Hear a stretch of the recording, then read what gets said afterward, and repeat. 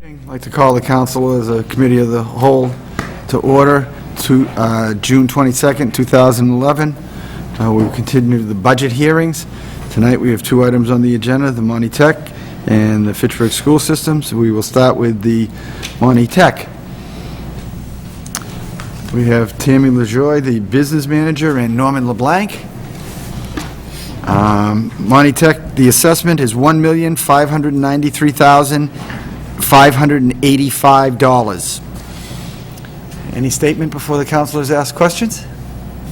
Thank you very much for having us here tonight, and I would like to extend our apologies from our interim superintendent. He couldn't make it here tonight. He had some medical procedures that he could not get out of. I'd also like to let everybody know I passed out a handout and put it at everybody's seat before, and I just give you a quick, brief overview of what it contains. The first part is just kind of a reminder of what we do at Monty Tech, what we have for trades, how our students are doing, what kind of different programs we're offering as far as articulation agreements, dual enrollment, some of our student activities, our sport activities. So I think that's the most important thing, is you want to see where your budget dollars are going to Monty Tech, what we're doing with it, and how we're supporting the children from Fitchburg and the children from all of our district. The next section of it kind of gets into the meat and potatoes of it, and how are we funding the budget. That begins with the section of FY12 budget highlights. As you can see, our total gross budget went up 2.34%, which is a $519,455 increase over FY11. But it's only 1.5 above where we were in FY09. So with some decreases prior, we're starting to get back to where we need to be. And we only increased our total assessments to all our communities 1.37%, or $99,804. Now the state is requiring that our net school spending go up a little over $1 million. So we chose, knowing kind of the fiscal situation that's going on in our cities and towns, we chose to kind of increase the budget by half of that to what we could. And why did they say we needed to go up that much? Well, we had increased enrollment. We have 42 additional students in the school. And also they had to fill the gap from the expiration of the stimulus funds that went away. We had the SFSF and other stimulus money, and that goes away, and that was about $608,000 of it. And they also increased the foundation budget for each student in the school, so how much we're required to spend on each student. So how did they propose that was that be funded? Well, our Chapter 70 increased by 5.94%, and they also the required district contributions for the cities and towns went up approximately 5.3%. There's some other sheets here showing our revenue. Our transportation is set to stay the same. We're putting in about $822,000 of the school funds, and you can see the breakdown of where that's coming from E&D and other revolving funds. We're also taking out about $500,000 that we think we're going to get in grants, the entitlement grants that we usually get. Some other sheets that I gave you are just the information from the DESE website, just to show you how our Chapter 70 net school spending foundation budget is figured out. Some other sheets, and you can read these on your own. I'm sure you know all this about how net school spending is calculated, what it means when they say required minimum contribution, what does that mean? So just some definitions. Another sheet in here describes where the increases and decreases are that make up that $519,455 increase, so you can see the categories of where that's coming from. There's also a sheet in here that does a comparison and assessment for all the communities. So you can see where Fitchburg stands with everybody else. Of course, being our largest community, does stand in the front. We also included another sheet, just giving you a little breakdown of how that assessment sheet is broken down, how the foundation budget for Fitchburg is calculated, a definition of what is minimum contribution, and then again, a breakout of the other assessment pieces that make up operating, capital, bonds, how to come to that $1,593,589 assessment. And I do want to point out that is a $67,321 decrease from last year's assessment. That is a reflection also of 4 less students coming to Monty Tech from Fitchburg. You now have 403 that this assessment is based on. Going to another sheet, again, these are breakdowns from the Department of Elementary and Secondary Education. A lot of people want to know from their communities, how does the state arrive at what their minimum contribution is? This is the formula. If you can understand it, you're a better person than me, but they take property percentages, the equalized income and stuff like that, and they come up with values. You can see it there, and they have certain percentages that they apply towards your what they think the town can afford to contribute towards the schools. The next sheet shows the breakdown between all the schools that belong to Fitchburg. So Fitchburg itself and Monty Tech. So you can see the breakout of students and how that foundation budget is calculated and where the required district contributions are coming from. The next sheet just shows you the enrollment. That's how your assessment is calculated above and beyond required minimum. The operating is based upon your foundation enrollment, so the actual students at Monty Tech over the total number of students at Monty Tech is where we arrive at that percentage. And then your percentage of capital and bond payment to the school, so your investment, Fitchburg's investment in Monty Tech, is your total school attending children over the total school attending children for our entire district.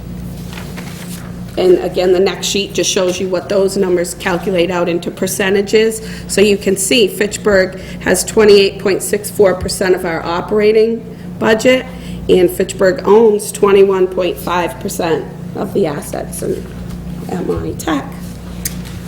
The next sheet is just kind of an analysis of Fitchburg for the last 2 years. So you can see the breakdown of where that assessment comes from. What's the required minimum? Where's the transportation, operating, excuse me, capital, and bonds. So you can see how it changes from the previous year. You can see, again, it goes down $67,321. And I just want to point out the final number in that column that says town's assessment per pupil. You'll see the figure there, $3,954.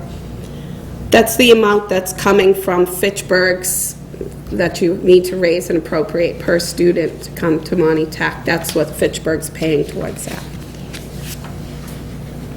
And the last sheet, when people hear that we're spending $17,100 per pupil, when you think of it in terms of the community school, you go, wow, that's a lot of money. But I wanted to give you a breakdown of where we were with the vocational schools in Massachusetts. And this is a list of vocational schools, and you'll see Monty Tech is highlighted. And this is data as of FY10. We're 9th from the bottom. I just want to point out that, we're doing our best to educate the students at a very frugal, sound fiscal responsibility. And that's my brief presentation. I only have one question. Yes. We went from 406 to 403 students. Was that the number? Yeah, 407 to 403. Okay. How was that determined? Well, the enrollment... Did we not have enough kids apply, or? Oh, no. We had plenty apply. And in some cases, what your foundation enrollment number is based on is the students that are actually at Monty Tech and the students that live in Fitchburg that could go to Monty Tech that choose to school choice out. So they could go to Leominster, they could. Yep. So this could represent one less school choice kid that you're being billed for. Okay. Any other questions or comments?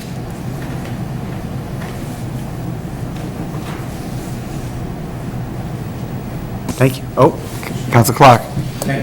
Just, I guess I couldn't let this go, but I would have liked to have received this package, earlier than just tonight.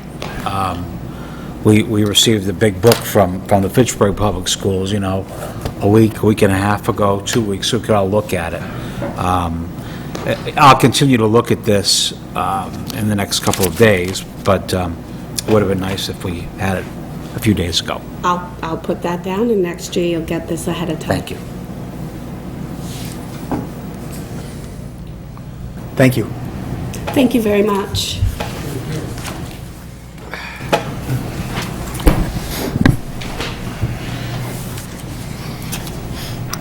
Next on the agenda, Fitchburg Public Schools. Superintendent Ravenel, Mr. Chocolo. $43,800,000. Andre? Good evening, councilors, council president.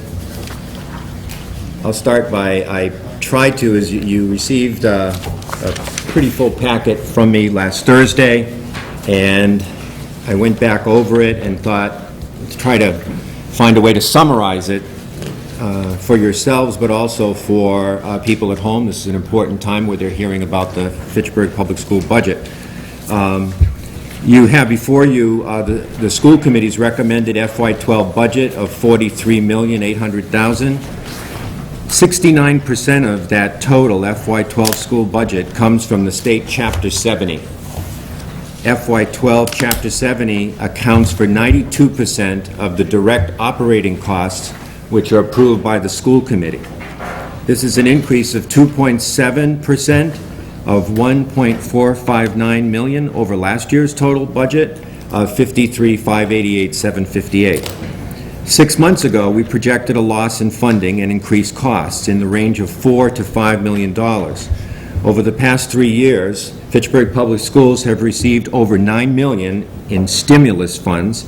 Nearly all of these funds were expected to expire in June 30th of this year.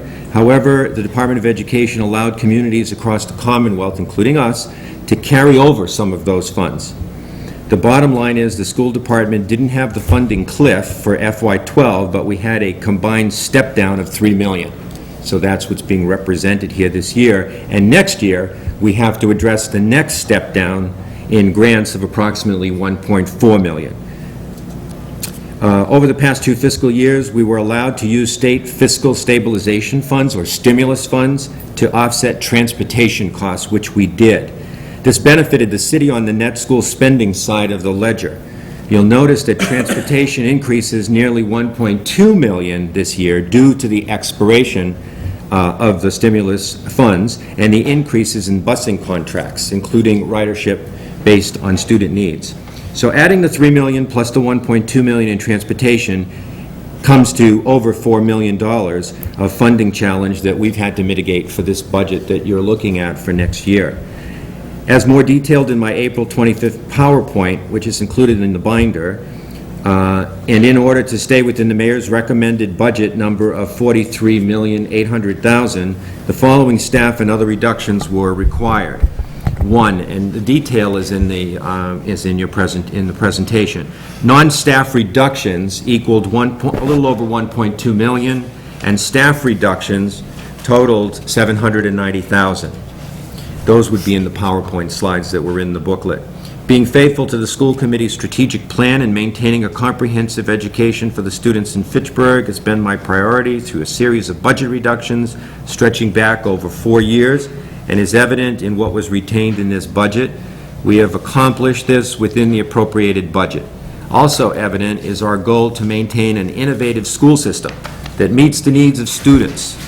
And to do that, there have been the additions of teaching staff at the elementary and middle school level to maintain class size. So if you look at the Munis budget, which is that school-by-school printout, you'll see additional staff was added in next year's budget at the middle school level and at the elementary school level to try to mitigate class size and maintain a balance across the school district. A commitment of $340,000 in textbooks and supplies have been spent in FY11. because I know that's been a concern of city councilors over the years. Where's the money for textbooks and supplies? And like amount is to be funded from school choice funds if necessary. So that's the plan for next year, to continue that, to assess where the needs are for text and materials. But we are well on our way to having well-provisioned schools. The investment of over $250,000 in new technology and at all grade levels using school choice funds, and a plan to continue to further that investment. And I'd invite you next year to walk into any school and ask them to show you their latest technology and how it's being used in the classroom, and you'd be very impressed. And then the debut of an advanced academic learning initiative in all elementary schools starting this fall, which is our response to trying to reach out to parents who have children who are advanced in a particular subject area and hit that in the elementary schools and begin to offer those additional opportunities for students. These are but some of the investments in the future of the schools. The budget represents hours and days of difficult deliberation respecting the physical constraints of the city and state while creatively seeking to provide the very best. Aside from your support of the operating budget, I'd also like to thank you for your support on the MSBA green projects. I know I've sat here at least once, Bob has sat here numerous times, and you know, with your cooperation and with your work, we've been able to move through some phenomenal improvements to our facilities, and the best is yet to come. They're scheduled to be completed in late fall or early spring. Then the information technology backbone upgrade, which will really has to run tandem to all of this technology that we're putting in our schools so that it can actually be used on a regular basis. These investments will allow the schools to operate more efficiently, proactively address building needs, and provide students and staff with an environment of technology skills and tools to be competitive in the global environment.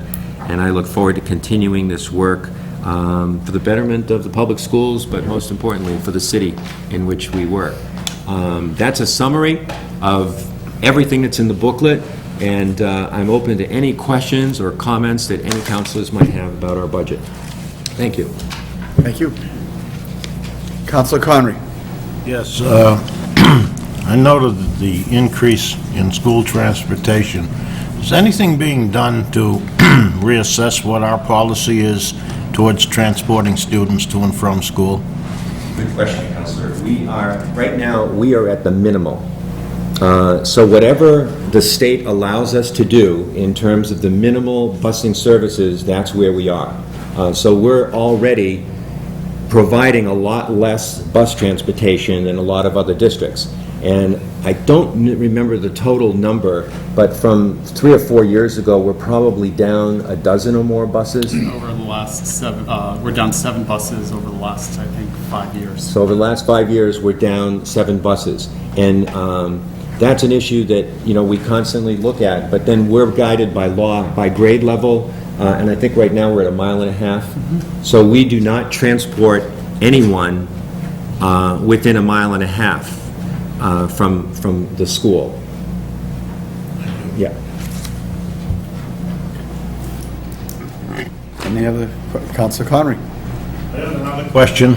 I've been hearing a lot of discussion around the community, and I know it probably is a rumor, but I would like you to address it before this council. There has been a rumor, and I'd like you either to toss it out or confirm it, that you are planning to appoint another assistant superintendent of schools at a high increase in salary. Is that correct or incorrect? Well, right now, I'm looking at a total reorganization of my central office. So I have to look at the administration that I have and the needs of the school district and try to figure out a way to do that with the staff that I have. We've reduced our central office actually by 1 administrator. We had a grants person, and that person we've eliminated that position. So we're in the process of looking at, all right, how do we continue to meet all of the accountability components that we have in the district, you know, with the staff that we have. I really don't think, Superintendent, that you've answered my question. Are you or are you not looking to create another position as Assistant Superintendent of Schools? I am looking at my administration and possible reorganization of central office. And I can answer that question further because it is actually the purview of the school committee to do so. These positions, the assistant superintendent, the business manager, the superintendent, and the human resources director, and so on, report directly to and are overseen by the school committee.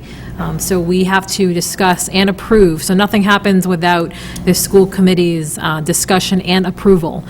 So in terms of what the superintendent does, he does what the school committee directs him to do regarding these particular positions. I understand, may I, Mr.? Absolutely, Mr. I Cohen. understand that, Mayor. And I understand that the council has no control over the school budget per se. However, when you go out in the community and you hear things like this, and you don't know the answer, or you don't know if it's true or not, I think you're doing a disservice to the city council. We're here to represent the taxpayers of the city of Fitchburg.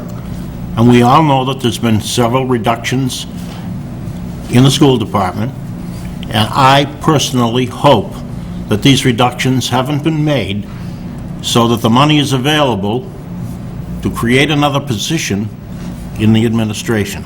Thank you. And if I could address that. To the community, these discussions are only beginning and will happen in forums that the public can keep track of where these discussions are going. As I said, everything has to go before the school committee for our discussion and our approval. The second is that our commitment remains to do more with less. So if we can reduce the amount of money that we're spending on administrative staff and either do the same or more duties and therefore dedicate more funds to the actual teaching of the students, then I think that that is a goal that everybody should be behind. I know the school committee has been behind that. Councilor Solomito. Thank you, Mr. President. Mr. Superintendent, I realize that you have the authority to move around the administration, but as I look through the budget, there are a number of schools that the paraprofessional staff has been cut drastically.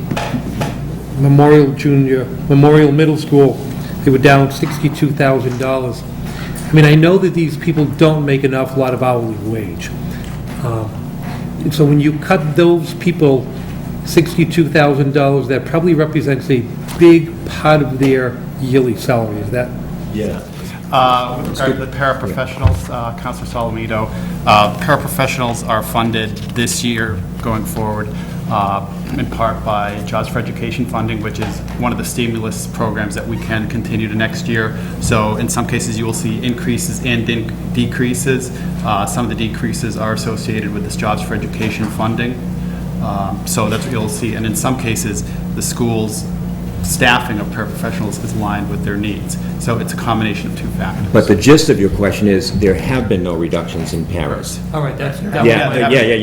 That's a long way of saying, That's no. fine with me. Right, Yes. and there's another area, there's another place in the munis budget that I thought people might see. There's a line that said kindergarten paras, and now it says 0. Right, and that's at the Crocker School, correct? Well, it's at all the elementary schools, and what we did is, it's related to the way the munis, the Actually, end of the year, report, the way our end of the year report has to do, it was always a problem that we had paras in 2 line items, so we moved all the kindergarten paras to that line that says paras. So you'll see it zeroed out in all the elementary schools, but it's because it's been moved. So unlike another year where I sat here and we'd reduce para hours from 8 hours to 6 hours, that has not taken place, and if there's any reduction that takes place, it will be because there was a para who was assigned to a particular student who moved away, or who no longer needed that.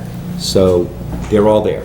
They're all funded. Right, because my second question is hall monitors, and I've talked to people in the different schools, and they're really a value to the school, you know, from what I've talked to the faculty and all that. Is there any reduction Nope. in that at all? No, the reductions that are in the slideshow that you have, those are the reductions. There's an administrator, and I can go back and look at it. Whatever was there, those are the reductions that took place. 4 teachers at the high school based on enrollment, 1 administrator, some secretarial staff. And also the reduction in year term of the year for the secretarial staff And then, as well. and then some secretarial staff went from 12-month to 10-month. We've kind of aligned ourselves with a lot of districts now.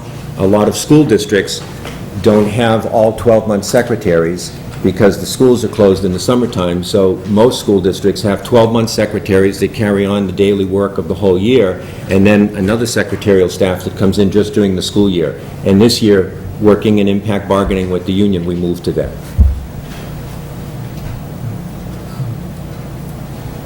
Is there any intent to increase the hall monitors? Only, I asked that question because, the faculty tell me they're very good to have in where we don't have as many police officers within school that we'd like to. And I know they make a lot more money. Is there any intent to increase that? Maybe? If there was funding for that, and if there was, and I'm not saying there won't be, as we go through the year, we'll look at that. Health and safety, personal safety, huge concern. Right now, we've got a process moving through purchasing for the cameras and the locked doors and the what do you call the key, not the keyed doors, but where you can monitor who's outside, buzz them in, buzz them out. I've been trying to get that for 6 years. Well, we're like on the cusp of getting it for September. But that's not boots on the ground. And at the high school and the middle school levels, there's been no reduction of those hall monitors, and if we're meeting actually this summer, we kind of look at all of this stuff, and if the principal said, if we can find more money someplace, that's where it needs to go, then we would move in that direction. And not averse to that at all.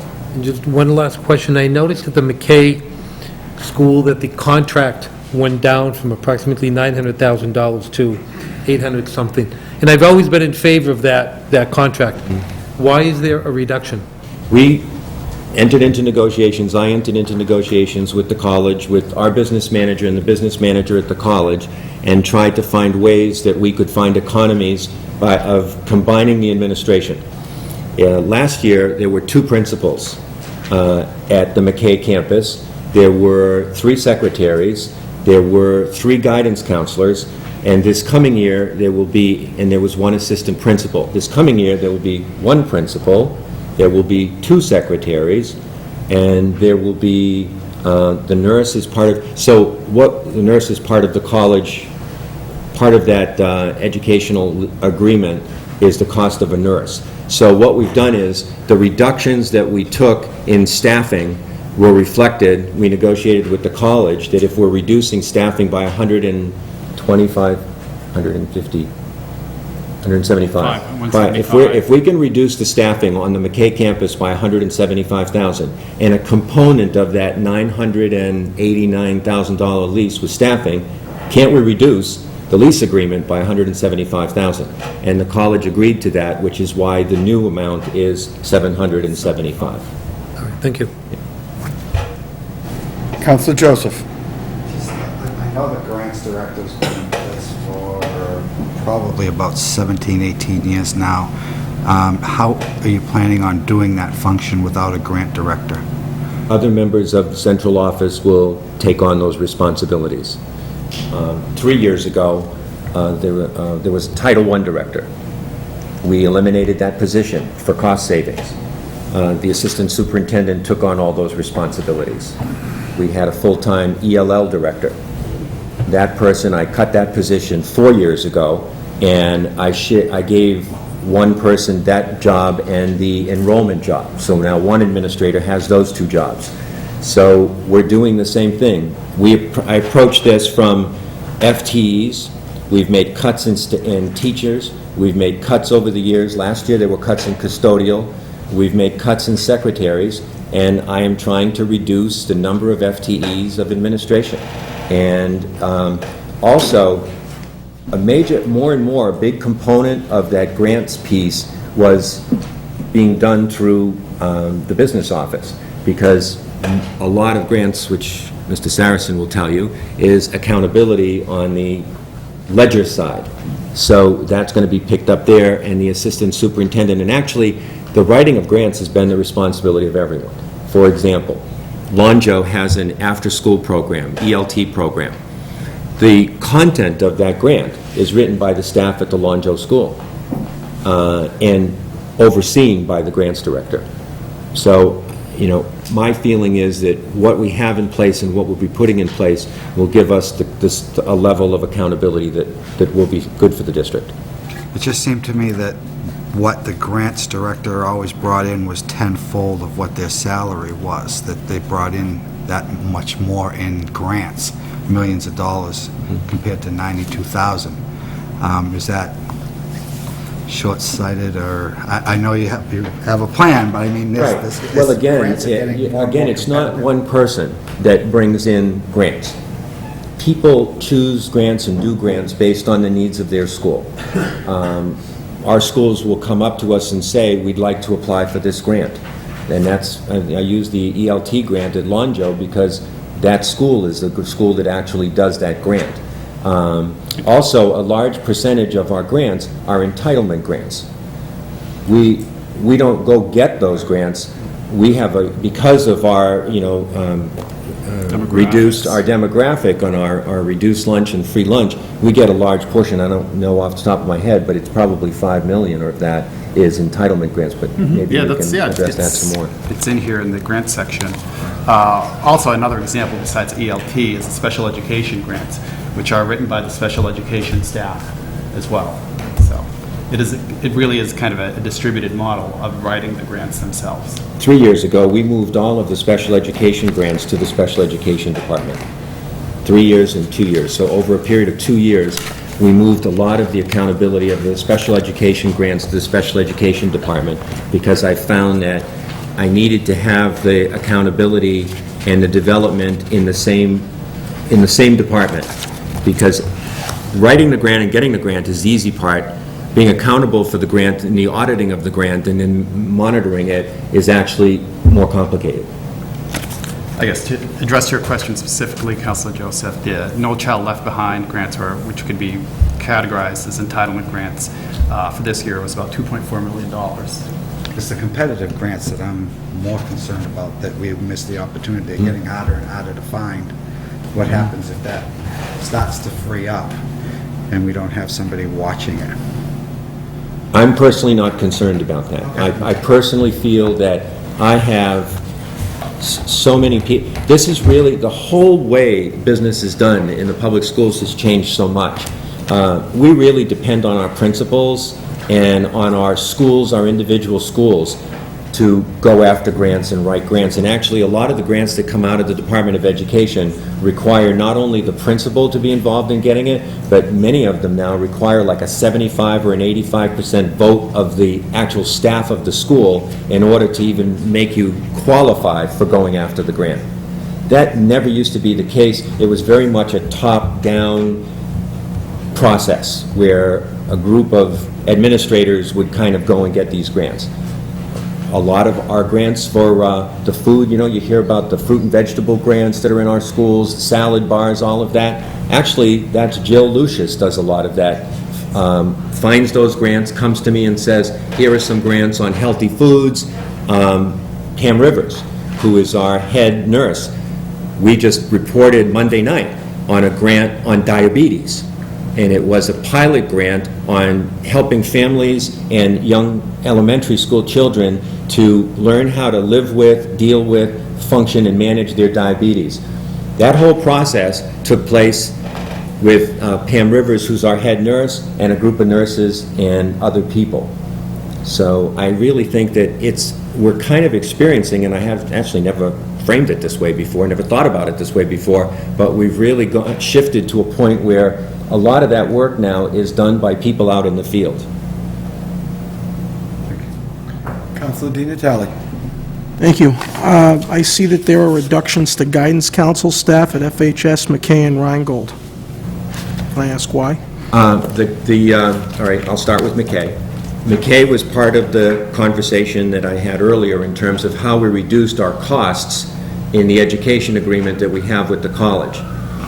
We had one guidance counselor at FAA because it was kind of a separate entity of its own, and then we had two guidance counselors at the elementary level at McKay. And when we combine those two populations under one administration, and we've been working more and more to get them to work together, the total population of that school is no different and is actually smaller than many of the schools, like our middle schools, that have more kids and only have 2 guidance counselors. So I felt that on a per-pupil ratio of guidance counselor to student, we actually, even by reducing by 1 guidance counselor at McKay, we still had a lower guidance counselor-student ratio than we did at our 2 large middle schools.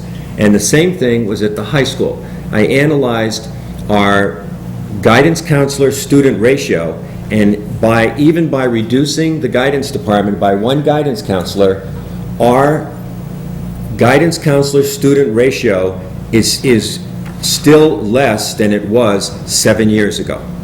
And that's a product of the reduced enrollment at the high school.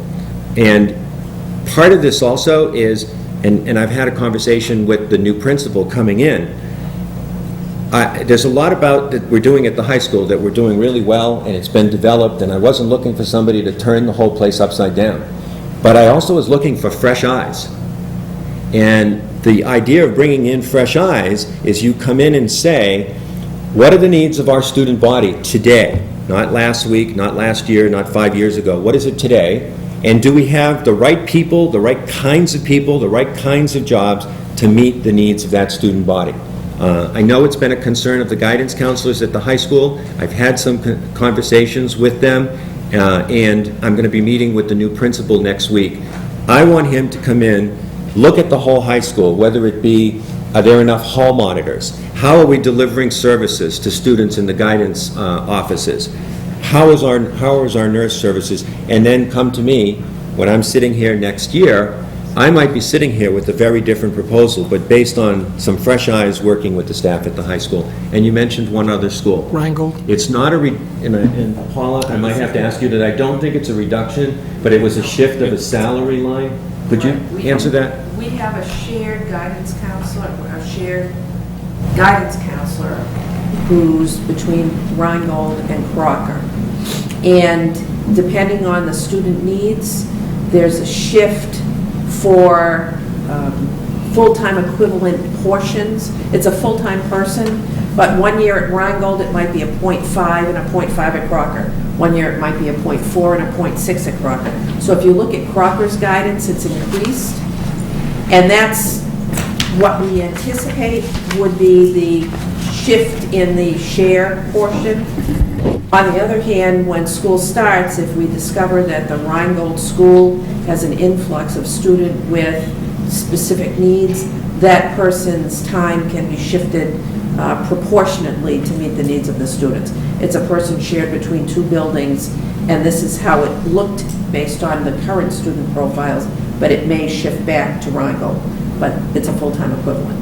But like my answer to here, the short answer for that is, on that page that talks about recommended staff reductions, it says 2 guidance counselors, that's it. We have not reduced more than 1 at the high school and 1 at McKay. Okay, I see under school building maintenance that fuel oil has been cut by $170,000 to $55,000, and in 11, so far we've spent $254,000 in this current budget, and we're dropping that down to $55,000. So we spent $255,000 this month, or this year, and we're going to spend $55,000 next year. Right. We're moving to natural gas boilers, burners. Okay. So that's why the decrease there. And you'll see an increase on the natural gas line item. It's good to see that return on savings with all those investments we made in those boilers, finally. My other question is about capital improvements. It's, I know it's a level-funded $100,000. This year, we've only spent $44,000. Can't think of more needs for the schools in with regard to capital. I'm just kind of surprised that we haven't even spent half of that budget. A couple of things, and I don't know whether this is this, and you can speak to this, is a few times we started a purchasing process that wasn't able to be accomplished within the year, and I don't know whether that speaks to this or something. No, that doesn't speak to this. I know. And, well, one of the things that we do, especially where, again, the numbers you're looking at, the year is not complete yet. We look at what capital projects remain and try to finish those before the end of the fiscal year.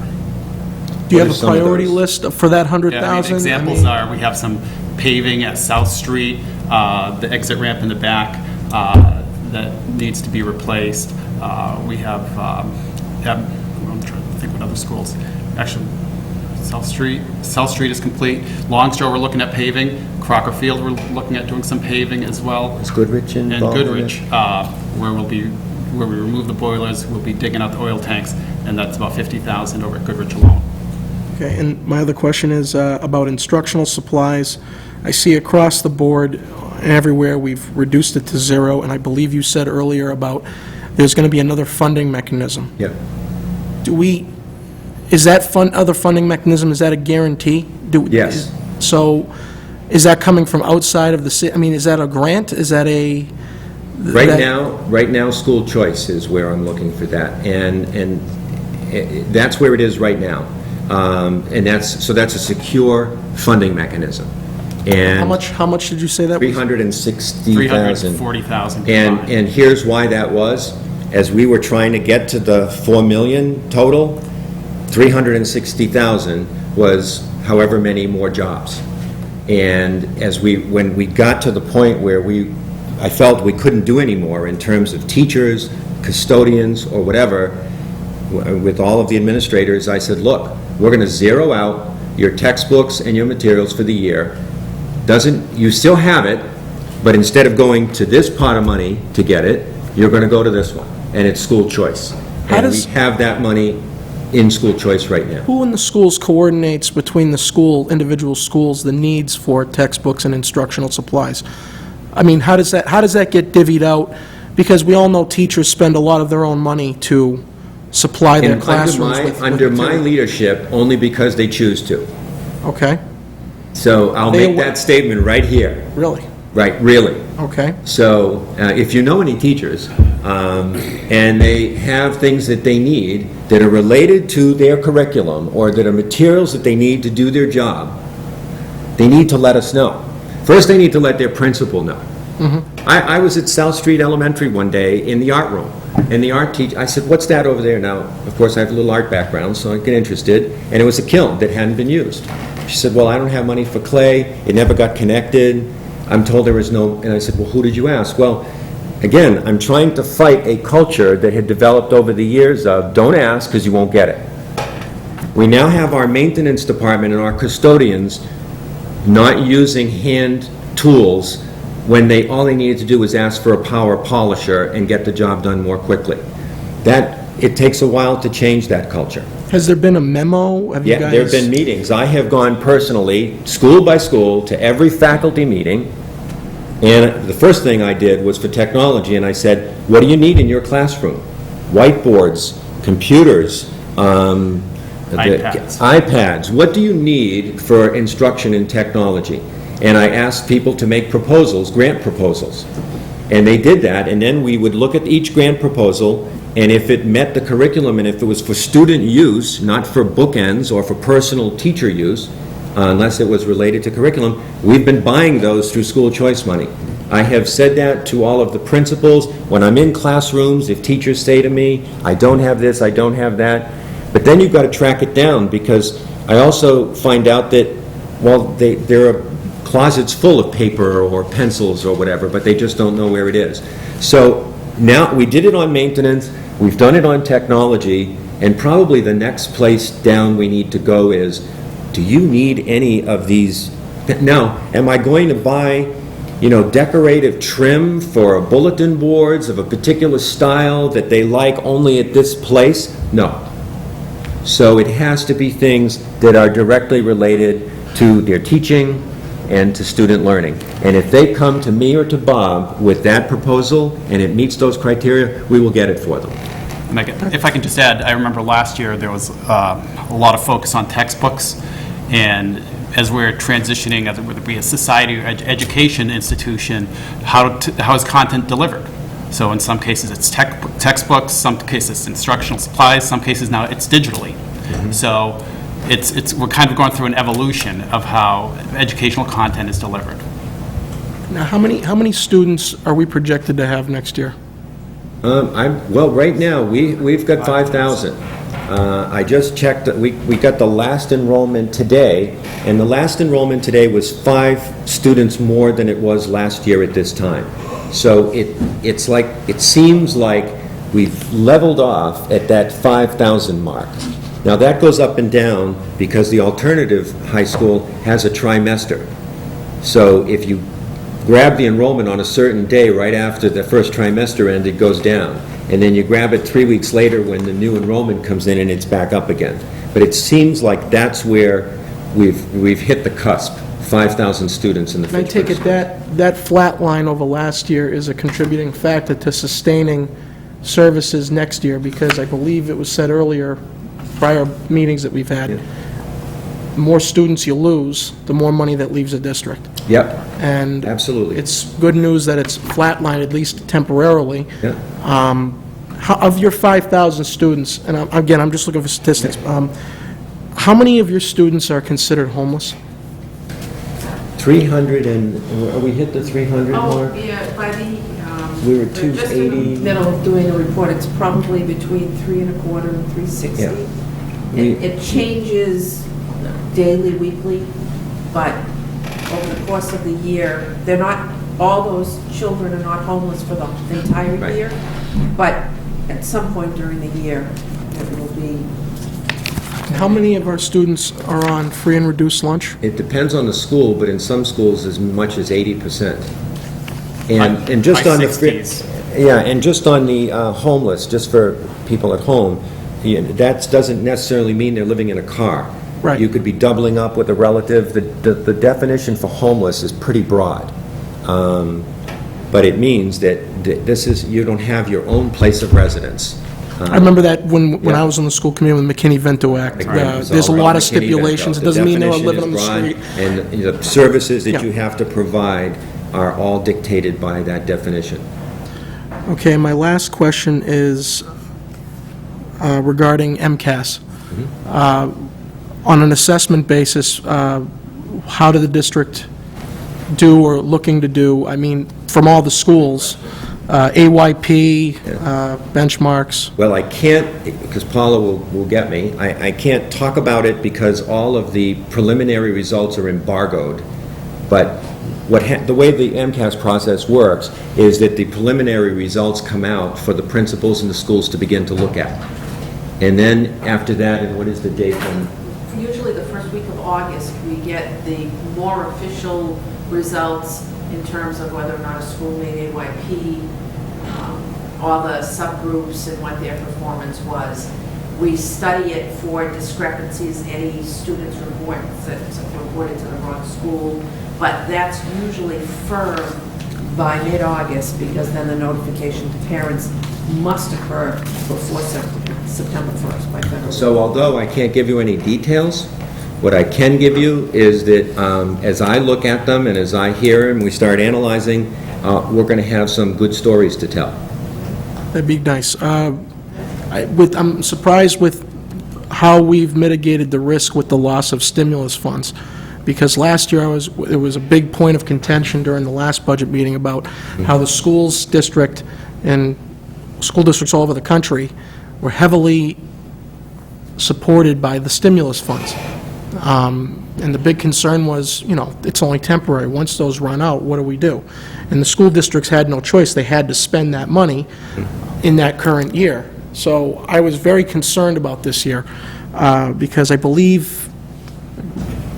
don't think there's anything in FY12, or maybe a little bit. It's practically gone, right? The How much No, stimulus. we have, we plan on using about over 700,000. I saw the chart. Yeah, it's on the bar chart there, and that's, But 4 months ago, there was 200,000. So, I mean, this has been a moving thing that we've been trying to say, okay, because the other thing, I'm very conservative. We, as a central office, are very conservative with our projections. If there's a grant, for example, that we're not sure we're going to get, I actually put that in the budget. So when we were working on the budget, for example, the kindergarten grant would be a perfect example of, that's what, 400,000? If we're not sure we're going to get that grant, I had that in the budget as a cost. Because if we don't get the grant, and I didn't put it in the budget as a cost, I don't want to be here in May with a $400,000 deficit a week before I have to give you my budget, because I'm not going to be able to find $400,000. So then, as we get these grants, and some of them actually we don't even have yet, but they're smaller grants, but we get the bigger ones early enough to say, phew, We got the kindergarten grant, it's $400,000. We can now put those salaries in the kindergarten grant, and that reduces our deficit, that big deficit we thought we were going to have, by $400,000. I don't know if that's clear, but I apologize for taking up so much time, but when all is said and done with this budget, how much is the per pupil cost going to be for FY12? What are we spending per student? I mean, in that calculation, do we factor in the indirect expenses, the grants? I mean, when you total it, I know the budget is 43.8, but then you add the grants, you add the indirect expenses, it comes to more like over 60 million, correct? Yeah, So- there's a page in here, it's, I read the whole packet like a week ago. yeah, which it's page is that, Bob? section 3, Oh, I see it. it's the third page where it talk about net school spending. So, I mean, we can do some quick Yep. math here, but basically, what's before the city council, and I looked at it from net school spending, I subtracted out the busing, but if you include busing, it's basically almost 59 million, and then almost another, little under 9 million more, so a total of 64 million when we add the indirect costs, what we call, and then also the grants, what we're total estimating for next year. So the 64 divided by the 5,000, Yeah. I don't have a calculator. 12,000? Roughly, okay. Thank you. I'm all set. Counselor Caddy. That was going to be one of my questions, but this is just an observation. This past year, we had the hearings of Unitil at Memorial. I'm sorry, this past year, we had the hearings of Unitil at Memorial. And walking into the auditorium, there are a lot of chairs that were ripped. It didn't look good at all. Also, the side of the building facing Causeway Street. Over a period of time, kids have tagged the building, and we painted white over it, but when you look at Memorial from that side of the street, it's all patches, it hasn't been painted. Then on the other side of the building, you still have the portable classrooms that are still there. So my question really is the maintenance, the everyday maintenance seems to be lacking, and I can only use that school as an example because that's the only one I've been in this year. When were the hearings for Unitil? It was last fall. Okay, because since then, the auditorium has a brand-new carpet. So this is something, I've actually, for 3 years, I put the Memorial, and maybe didn't qualify, but I kept putting the Memorial Auditorium and the Lonjo Auditorium for CDBG funds, because I was trying to find a way, because I agree with you, that's kind of here, welcome to Fitchburg, welcome to the Fitchburg Public Schools, especially an auditorium. The stage now is all fixed. The roof's not leaking and destroying the stage, which was, a bone of contention and ended up on the front page of the newspaper. The carpet now has been redone. That would be, another project that I would love to see happen. So, Just a point, I mean, a more practical approach is not all the seats are torn. What would be wrong with removing a section in the rear, fixing the ones in the front, and then just redoing the ones in the back? At least you still don't see springs coming out of the seats. That's just a practical approach. I personally participated in that activity at Lonjo 2 summers ago. There were no seats in the balcony at Lonjo because we took them all down and we replaced all the broken ones in the main area. So definitely a possibility. And the paint issue, I think, is a Love to do small request. It looks horrible. Yep. I hope you did notice, though, that the front of our schools, the grass is cut. I do. We've used wood chips now for 2 years. I don't think the maintenance department here had ever used a wood chip in years. And my view is that's not expensive, and it says we care, and, we try to keep things cut and all. So I'm with you. I'm a big stickler for this stuff. We did cut a lot of money this year for the schools, for the windows and the roofs and boilers. Just another question. At Lonjo, is every floor of that building being utilized? Yes. And is every room being utilized? Can't answer the rooms. I would say yes, pretty much, right? Those back rooms Because there was a while where we weren't using 4 or 5 rooms on the top floor because they needed to be repaired, but only after the roof was fixed. Now the roof's been fixed and those rooms are all repaired, so every room is being used. And I've kind of lost track at the repairs at that school. A new roof, Yep. boiler, auditorium. No. No boiler. No boiler? Just No. partial roof House to- repair above the Yeah. auditorium. and- New roof, and then the whole school was painted top to bottom by the green team. By the green team. They were in there all summer, and this summer, we're trying to get the green team, and maybe you didn't hear, up to the high school. The high school's 11 years old. It's just starting to look worn, but not so. We're hoping to get the green team at the high school this summer and repaint the whole inside of the high school before it flips over from looking a little worn to looking like it's an old beat-up building. Back to Longview for a minute. Windows and boiler then? Is that something on the horizon? No, Windows, okay for now. Boiler, okay for now. We're making some minor repairs. Is it gas or oil? It is gas. Gas. Okay, thank you. okay. Joseph. Stay on the Longview School for a minute. The big discussion that we had, obviously during the redistricting, was the Yep. power needs to do the technology and things like that. Is there anything being done to address the power needs at Longview? Is there something we need to do at the capital level? We haven't, well, that's a very good question. We haven't started to upgrade any of the, I'll say, electrical needs yet. I mean, we have our hands full trying to get the green repairs in place right now. So that's our focus. So I think we're trying to just accomplish projects sequentially first. So it's on the list.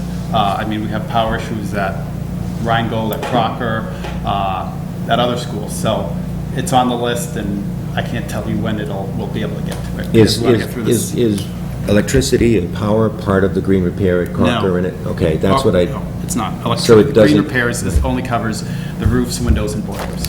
So one approach would be, we would have to look at this comprehensively and say, okay, if we wanted to address power now at our schools, how would we go about it, how would we fund it, and how would we prioritize how to do that? So it's kind of separate from green repair or any of the capital that we've been looking at so far. I just didn't know if we had city resources that we could use to evaluate that need and try to address it at the city level as opposed to at the school level. Well, I can say one thing we are doing as part of the, getting ready for the upgrade of the district's information technology backbone, is we're having our electrical designers look at each of the schools to make sure the power, what the power level is to support, an increased usage. So that we are doing. Because I thought we couldn't even power up both It's, sides of it's the an issue, library. but again, yeah. So correct. would that be comprehensive enough to be this kind of, or is that a It's lower in the pro- level, well, it's in- is that it's a in lower process level right now. analysis as opposed to a whole power analysis? I'd have to go back and Okay. revisit the scope. I can get back to you Yeah. on that. Thank you. Yeah. Just to add to that, I mean, I think one of the directions that we're trying to look at is the immediate goals that we're trying to put forward. And one of it is we want to have access and utilization of our technology in the classrooms. And I've been really pleased to see that we've actually been able to, for example, buy bulk laptops or tablets in which we actually power overnight, and then it lasts the entire day. So during the day, there is no need for plugging in, and we can actually move those pieces from room to room to room, which means that we need less pieces of technology to accommodate more students, and that addresses really the capital restrictions or the power restrictions within the classroom, and that's been really successful. Counselor Clark. Thank you, Mr. President. Andre, I always ask every year about the maintenance of effort. You see some other schools in the state actually going over 100% in that category, and we've struggled from time to time, but that number's 99.51 seems to be pretty close. Yeah, big, long way from where we were 6 years ago when I first started here. What do you say we just round it off to? I like, he doesn't like rounding off numbers, but I like rounding off numbers. What does that mean now, the difference between, there's maybe a $200,000 difference there in the figures that I see. Is that, If there is, and you can correct me if I'm wrong, Dick. You know, the budget, and as it relates to net school spending, is based on estimates, those being what we're going to spend next year in health insurance, what we're going to spend on transportation. If they spend less on transportation, then that would make up that $200,000. Yeah. Or school choice assessments. Those are the three large areas where they're variables that do shift over the year. So we're very close on the estimate, and we'll see where we end up, as we do every year at the end of the year. well, I think it's great to see that number. It would have been nice to see it a few years ago, but, we're there now, and it's great to see. Thank you. Counselor Caddy. I wish you were here last night. We had quite a meeting, and one of the big topics last night was recycling. And people that were concerned were talking about we should be educating our children. Do we recycle at our schools? We do. We do a lot more since Councilor Boisvert got involved. Like our cafeterias right now are all recycled. One of the things, if you go into our cafeteria, you'll see kids actually scraping off their own trays, styrofoam trays, and putting them in another area, dumping out their milk and putting the milk cartons in another area. So there it is. Around our Xerox machines, at our office, we have a box for paper that's not soiled or whatever. Could we do more? Yes. It's a manpower, a philosophy, and a frame of mind approach, which is, what Councilor Boisvert was saying. If we train the kids really young, then they go home and they teach their parents. So yes, we're doing some. We could do more. Steve Curry has $5,000 in his budget for education, which I don't think is going to go very far, but are there any grants on your side that could help with education? The grants that we're using are in the cafeteria, so what we're using, some money that's related to that, has been in the area of food services and in the cafeteria. But I haven't seen any grants or heard any grants that would specifically be for recycling. A big complaint from people is that no one knows really what's recyclable and what's not.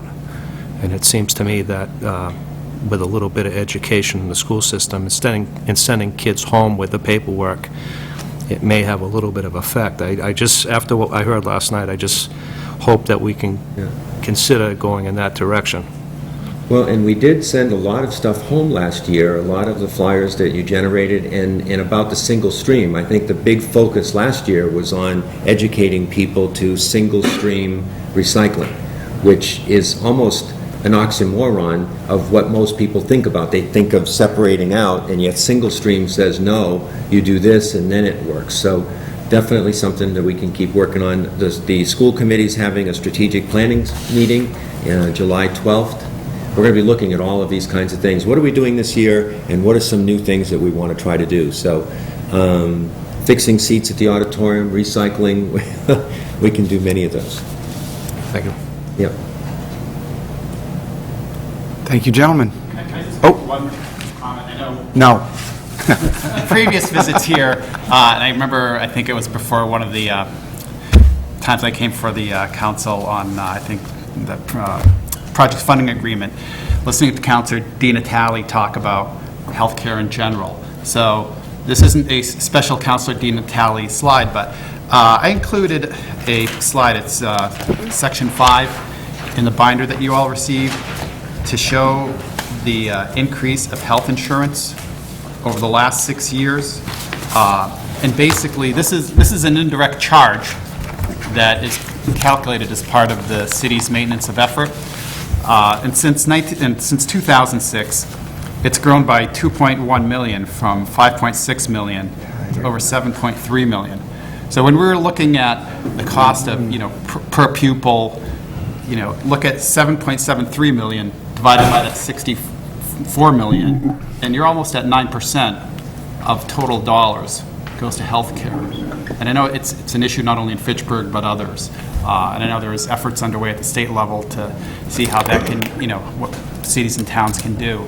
But the impact to not only the school department, I know it impacts police department, fire, the whole city, this is a trend that's not very sustainable. Because if we're looking at another $2 million increase in another 6 years, divide 2 million by, I don't know, $40,000, $50,000, and that's staff or cuts we'll have to make just to fund health insurance. So, Thank you, gentlemen. okay, Thank you very much, councilors. We have a motion and a second to adjourn. All those in favor? Aye. Those opposed? We are adjourned. Thank you, councilors.